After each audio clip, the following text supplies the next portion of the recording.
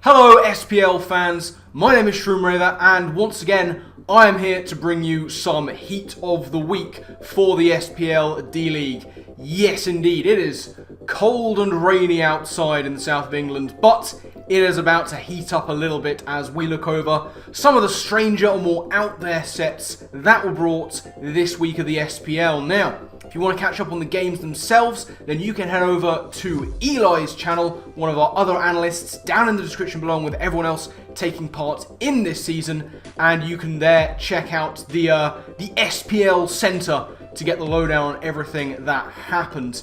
But we're here for some heat. Now, week 2, not as much heat as we saw last week, which is kind of understandable. You know, our coaches are either looking to cement an unbeaten start with a 2-0 or get that first win on the board if they lost in week 1. So, people taking things very seriously. And before we get into the heat itself, something I forgot to mention last time that I really ought to have done. I want to give a big shout out to Diet Tight, and more specifically Diet Tight's editor, Sunny I believe is the name, for the wonderful SPL based transition screens that you've seen in these Heat of the Week videos so far. I don't know this person, but whoever you are, you're a legend and I respect you and appreciate you. So, without further ado, let us get into the one and only honourable mention for today, and that came in the game between TJ and the Slow Bohemians versus Dashing and the Seattle Sigilyphs. Now, Dashing has the very threatening Chi-Yu on their team, and we often see a lot of sometimes more offensive Pokemon, but the typing lends themselves well to being a niche counter. And this is what we saw with Quaquaval over on TJ's side. 172 in defense, 252 special defense. Big defensive mix spread on Quaquaval with the AV for the Chi-Yu to take that on as well as possible. But we also saw a little bit of potential heat, a little hint from Dashing's Chi-Yu itself. As of recording this, I don't believe that we have video evidence from Dashing of this, but we did notice in TJ's video a little bit of Rocky Helmet Chi-Yu. Very interesting set, you don't see all that often. I'm assuming that it was for the likes of TJ's Meowscarada, Braviary, or indeed a physical Jirachi. But an interesting set there. You have a very offensive Mon that TJ brings an offensive Mon in a counteracting form, but then the Chi-Yu has its own tricks up its sleeve. But with that one and only honourable mention out of the way, let's get into our top 3, and we are starting off with Dondozo. Yes, D-Ray and the San Diego Spirits taking on Talon's Atlanta Talonflames, and it was body press. We saw a lot of body press last week with Slowbro and Sandy Shocks running Iron Press. Here we just saw Wave Crash, Body Press and Rest Talk on the Terra Fairy. Dondozo managing to counter the game with 4 KOs. Excellent use of Terra versus Talon's Hydreigon, which was Terra Steel, getting around the mix of Dragon and Steel moves there to ensure KOs and going on to take the game. Now, it should be said, Talon was not without his own heat coming into this one. Knowing that Iron Bundle was a big threat on his opponent's side, we saw the rare and glorious Yachi Berry Water type, in this case Hisuian Samurott, ready to try and take the Freeze Dry that would be coming in on it and try and KO back with a Sacred Sword. Unfortunately, that Yachi Berry was never quite able to pop on the Hisuian Samurott, once again falling victim to that body press Dondozo. A well-deserved spot in third for a successful body pressing set on D-Ray's side.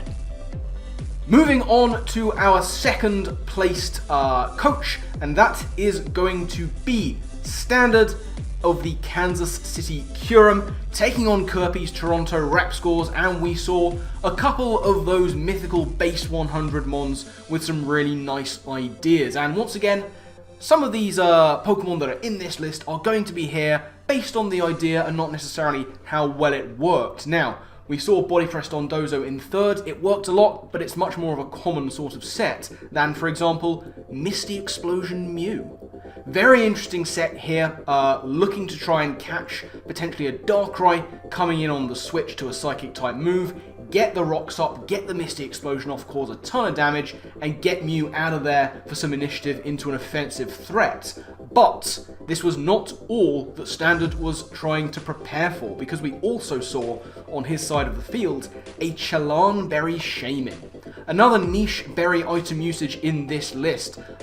Standard, knowing that Kirby's Ursaluna Blood Moon was a massive threat to basically his entire team, and it needed to be a niche answer to try and check it, and that's where Chalan Berry Shaman comes in to try and tank that Blood Moon and hit back with a massive Seed Flare. Now, unfortunately, the Shaman, again, never quite got to show that Chalan Berry, just as Misty Explosion Mew never got to click the Misty Explosion.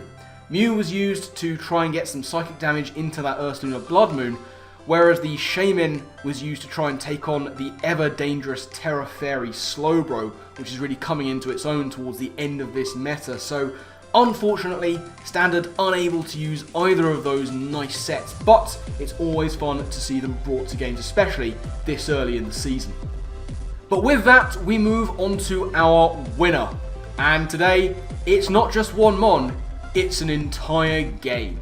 Oh yes, the winner of Heal of the Week for Season 2 is going to be Dapper and the Appalachia Appletons versus Diet Tights Minnesota Lycanwolves. There was so much going on here with heat and slightly unexpected sets, certain things that are a bit more expected than others, but Dapper was bringing the pain. Now, one Mon on his team is going to get all the headlines, this we know, but we're going to start off with Araquanid.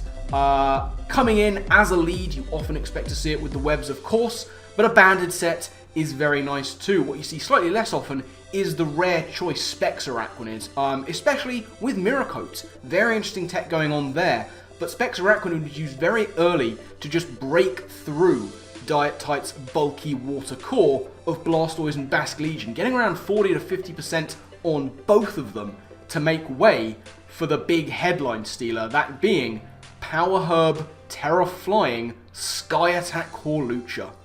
Once again, we're playing with expectations. You expect to see an unburdened Hawlucha, but more often than not, you'll expect to see it in the way of like a White Herb with the close combat, something like that, maybe even a Citrus Berry to get back up to health and start firing off quick hits.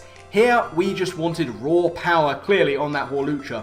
Power Herb, Terra Flying, Sky Attack coming in to do monstrous damage to a Landorus-Therian, even at -1 from the Intimidate, before a Swords Dance had even been gotten off, and from there, Hawlucha was able to just rip through most of Diet Tight's team, especially with those bulky water types like Blastoise and Basculegion that could tank a hit potentially, having taken big damage set up by that Specs Araquanid.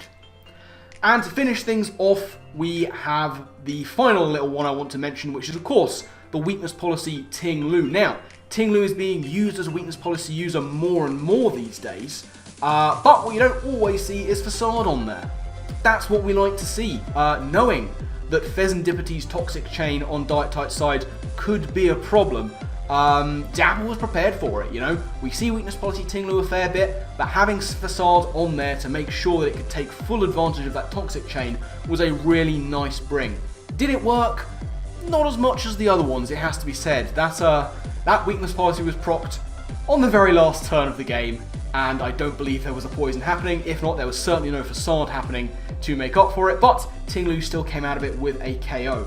However, we focused a lot on Dapper's performance in this game, and rightly so, but Diet Tight was not going down without a heated fight.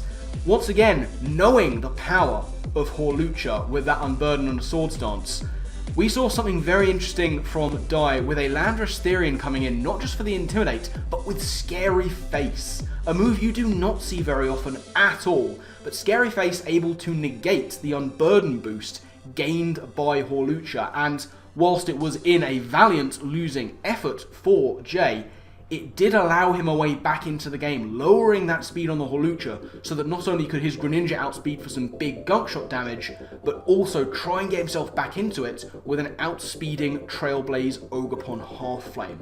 A really fantastic game, too many slightly heat variation sets to call, so we're giving it to the full game. Heat of the week, week 2, the winner is going to be Dapper and Diet Tights for their entire game.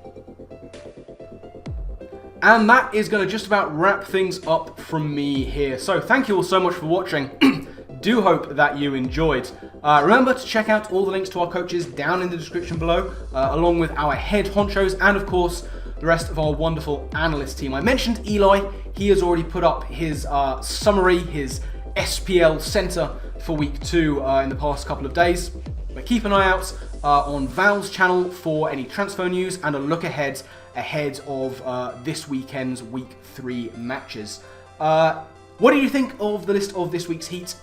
Not as much this week, as I say. Were there any I missed? Were there any you'd like to see here? Let me know down in the comments. Always nice to hear what everyone thinks of these lists. It is, of course, just one man's opinion, and everyone's allowed their own. So let me know what you think should have been winning, if not for these ones. But, like I say, that is going to be it from me. I'm going to get out of here. I've rambled on for far too long, so my final thank you to you all for watching. And I guess with that, I will see you next time. Laters.